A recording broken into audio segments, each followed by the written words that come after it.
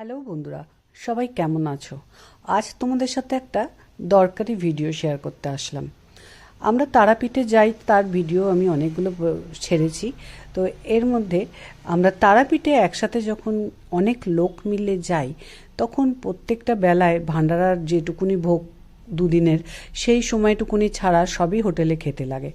তো সে যে হোটেলে থাকা হয়, আমরা থাকি সোনার বাংলায়, সেখানে যদি লাঞ্চ ডিনার করা হয় তাহলে প্রচণ্ড এক্সপেন্সিভ পড়ে যায়। সেই কারণে তারাপীঠে অনেক রান্নার জায়গা আছে, সেটা তোমরা মোটামুটি সবাই জানো। তা আমরা এই জায়গাটাতে রান্না করাই, সেই জায়গাটার খোঁজটাই আমি তোমাদের আজ দিতে এলাম। লারিকা হোটেল আছে সোনার বাংলা থেকে তারাপীঠের দিকে যেতে গেলে, রাস্তাটা যে পড়েছে ঠিক বাঁ দিকে লারিকা হোটেল, আর ডান দিকে একটা গলি পড়ে, যে গলি দিয়ে আবার পুরোটা হেঁটে চলে গেলে মন্দিরের পেছন সাইড দিয়ে বেরোনো যায়।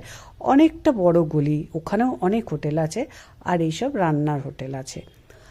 আমরা আমাদের দাদারা, হাজব্যান্ডরা, এরা এইখানে রান্না করায়। আমাদের রান্নাটা হয় এই যে লোকটি রান্না করছে, বিনয়দা, এই বিনয়দার হোটেলে। এনার কাছে আমাদের বাজার করে দিয়ে আসা হয় চিকেন, মটন, মাছ, ডিম, পনির, যে যেটা খেতে চাইবে ওনারা সেই রান্নাটা তৈরি করে দেয় একসাথে অনেকটা কোয়ান্টিটিতে।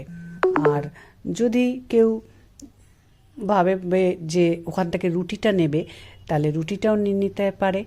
একবারে রুটি মাংস বা রুটি মটন, চিকেন, ডিম যা খুশি করিয়ে নিলে, পনির, রাতের রান্নাটা হয়ে যায়। দিনেও বোধহয় এরা করে, তবে আমাদের দিনে করা হয় না। আমরা দিনের বেলা এই রেস্টুরেন্টে খেতে যাই, লোকনাথ। এখানে একটা স্পেশাল ভেজ থালি আছে, তার মধ্যে অনেকগুলো মেনু আছে, এবং তার সাথে একটা পোস্তর বড়া দেয়। সেটা খেতে আমার ছেলে ভীষণ ভালোবাসে, ওই জন্য এই হোটেলটায় যেতে, ওর লাঞ্চ করতে খুব পছন্দ করে। আমাদেরও ভালো লাগে। তো এই হোটেলে পরিষ্কার পরিচ্ছন্নভাবে রান্নাটা হয়। আমরা প্রত্যেকবারে গেলে এই হোটেলে লাঞ্চগুলো করি। আর যেদিন ভান্ডারা থাকে, ভান্ডারায় খাওয়া দাওয়া করে ভোগ গ্রহণ করি।